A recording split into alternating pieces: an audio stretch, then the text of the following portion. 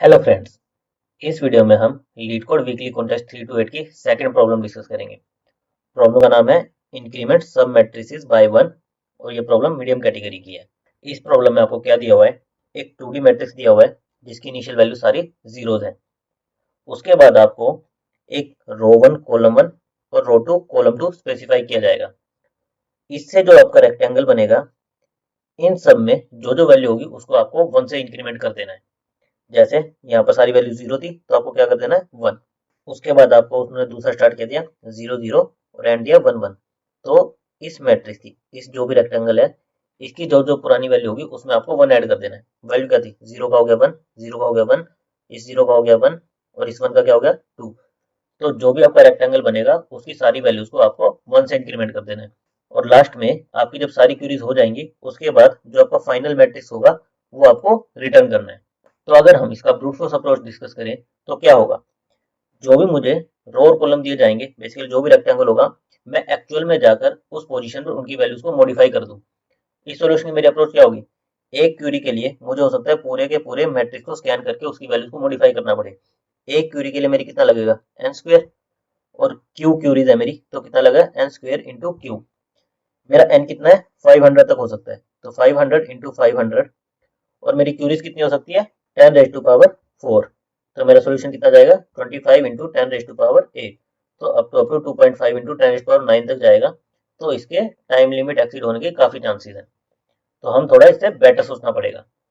इससे बेटर सोचने के लिए हमें क्या करना पड़ेगा, पहले हम इस 2D प्रॉब्लम को एज ए 1D प्रॉब्लम की तरह देखेंगे कि अगर हमें 2D की जगह केवल एक 1D एरे दिया होता और फिर उसमें हमें कुछ ऐसा दिया होता कि इस लोकेशन से इस लोकेशन तक का मॉडिफाई कर दो, इस लोकेशन से इस लोकेशन तक का मॉडिफाई कर दो और फिर लास्ट में जो एरे आए वो हमें रिटर्न करके दे दो। तो पहले हम 1D एरे का सोल्यूशन देखेंगे और फिर हम इसी को एक्सटेंड करेंगे किसके लिए, 2D एरे के लिए। नाउ 1D एरे की प्रॉब्लम को समझने के लिए मैंने यहाँ पर एक एग्जांपल लिया है, 10 इंडिसेस का एरे लिया जिसकी इनिशियल वैल्यू मैंने दी है जीरोस। फिर मैंने तीन क्यूरी की है 2 to 6। बेसिकली 2 to 6 का मतलब है कि इसकी वैल्यू को वन से इंक्रीमेंट कर दो। फिर 3 to 9, 3 to 9 की जो वैल्यूज है उन सब में वन ऐड कर दो। यहाँ हो जाएगा 2 2 2 2 1 1 1। फिर 4 to 5 की वैल्यूज को वन इंक्रीमेंट कर दो, मेरी वैल्यू क्या हो जाएगी 3 3। तो मेरा फाइनल एरे क्या बनेगा, 0 0 1 2 3 3 2 1 1 1। ये मेरा फाइनल एरे बनेगा। और जो अभी हमने अप्रोच करी ये हमारी क्या थी, ब्रूट फोर्स अप्रोच, कि हम वन बाय वन जाके सारे एरे के एलिमेंट्स को अपडेट करें। इसी चीज को एफिशिएंटली हम कैसे कर सकते हैं, जो हमारी ये क्यूरीज है, क्यूरीज में हमें क्या होता है, स्टार्टिंग पॉइंट और एंड पॉइंट। स्टार्टिंग पॉइंट पर हम जाकर क्या करेंगे, +1, और एंड पॉइंट +1, यानी 6 है तो 7 पर हम क्या कर देंगे, -1, एंड पॉइंट के वन बाद। 3 और 9 में हम क्या करेंगे, 3 पर +1, 9 हमारे एरे इंडेक्स का लास्ट एलिमेंट है तो इसके बाद हम कुछ नहीं करेंगे, क्योंकि इसके बाद -1 अगर हम 10 पर करते हैं तो वो हमारे एरे के बाहर है तो हम कुछ नहीं करेंगे। 4 और 5, तो हम 4 पर क्या करेंगे, +1, और 5 + 1 6 पर क्या करेंगे, -1। और अब हम क्या करेंगे, इस एरे का प्रीफिक्स सम या फिर कम्युलेटिव सम निकालते जाएंगे। कैसे, यहाँ पर आएगा 0, फिर 0, फिर 1, फिर 2, फिर 3, यहाँ पर आएगा 3, फिर -1 होकर 2, फिर -1 होकर 1, फिर यहाँ पर 1 और यहाँ पर 1। तो ये जो हमारा एरे आएगा प्रीफिक्स सम से, ये हमारा फाइनल एरे होगा और ये हम रिटर्न कर सकते हैं। तो 1D एरे में हमने क्या किया था, स्टार्ट पोजीशन पर +1 और एंड पोजीशन +1 पर -1। इससे हमारा सेम आंसर आ रहा था। नाउ इसके पीछे का लॉजिक क्या है, जब मैं यहाँ पर जैसे 2 और 6 लूँ, +1 करता हूँ और यहाँ पर -1 करता हूँ, तो केवल इस क्यूरी के बेस पर अगर मैं प्रीफिक्स सम लूँ तो मेरा एरे क्या बनता है, 0 0 1 1 1 1 1 0 0 0। तो केवल ये दो एलिमेंट से मेरा सेम इफेक्ट आता है। अगर मैं एक्चुअली जाकर सब में 1 1 1 1 करता, या फिर मैं केवल +1 और -1 कर रहा हूँ और उसका प्रीफिक्स सम ले रहा हूँ, तो मेरा सेम इफेक्ट आ रहा है। इसी वजह से हम स्टार्ट पोजीशन पर +1 और एंड +1 पोजीशन पर -1 कर रहे हैं। बेसिकली हम क्या कर रहे हैं, हम स्टार्टिंग में कह रहे हैं कि इस पॉइंट से मेरा +1 का इफेक्ट आना शुरू हो जाए। जो मुझे वैल्यू इंक्रीमेंट करनी थी 1 से, वो मेरा इफेक्ट यहाँ से आना शुरू हो जाए। और -1 क्या कह रहा है कि इस पॉइंट के बाद जो मेरा +1 का इफेक्ट था वो आना खत्म हो जाए। -1 +1 क्या करेंगे, एक दूसरे को कैंसिल कर देंगे, तो जो मेरे +1 का इफेक्ट था वो आना खत्म हो जाए। तो मेरा +1 का इफेक्ट कहां से कहां तक रहेगा, यहां से यहां तक, जिस रेंज में मुझे वैल्यू को एक्चुअली +1 करना था। तो इसके पीछे का लॉजिक ये है। अब हम क्या कर सकते हैं, जो हमारी 1D प्रॉब्लम थी इसी को एक्सटेंड कर सकते हैं हम 2D के लिए।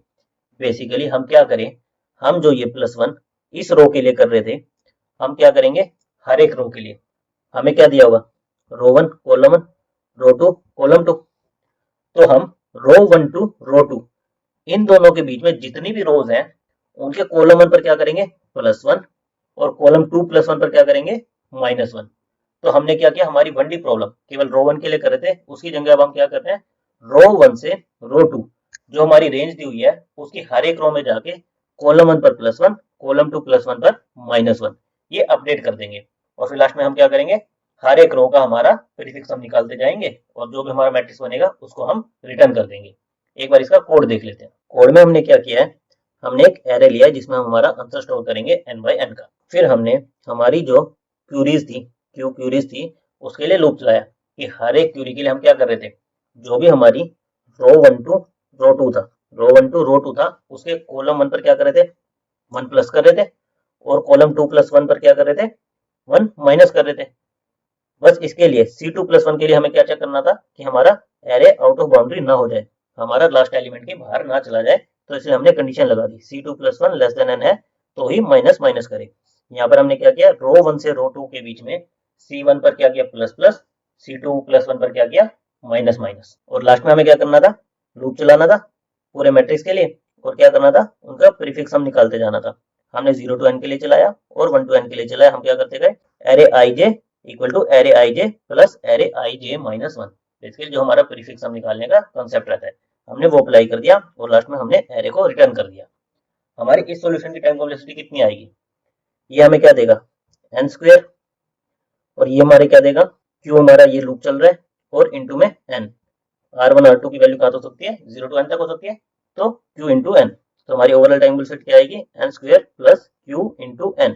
n हमारा कितना है 500, तो 500 इंटू 500 प्लस q कितना है 10⁴ इंटू 500। तो हमारा सोल्यूशन कहाँ तक जाएगा 25 इंटू 10⁴ प्लस 5 इंटू 10⁶।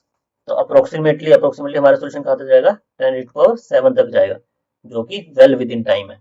तो हम इस सॉल्यूशन के लिए ये अप्रोच लिख सकते हैं। नाउ जो हमने अप्रोच डिस्कस करी ये इसकी ऑप्टिमल अप्रोच नहीं है। इसमें हम केवल क्या कर रहे हैं, केवल रो को देख रहे हैं कि रो पर +1 और -1 कर रहे हैं। इसी के ऑप्टिमल अप्रोच में हम क्या कर सकते हैं, हम इनका कॉलम के बेसिस पर भी प्रीफिक्स हम निकाल सकते हैं कि यहाँ पर भी +1 -1 कर दिया और लास्ट में जहां पर आपकी रो एंड हो रही है वहां पर हमने क्या किया -1।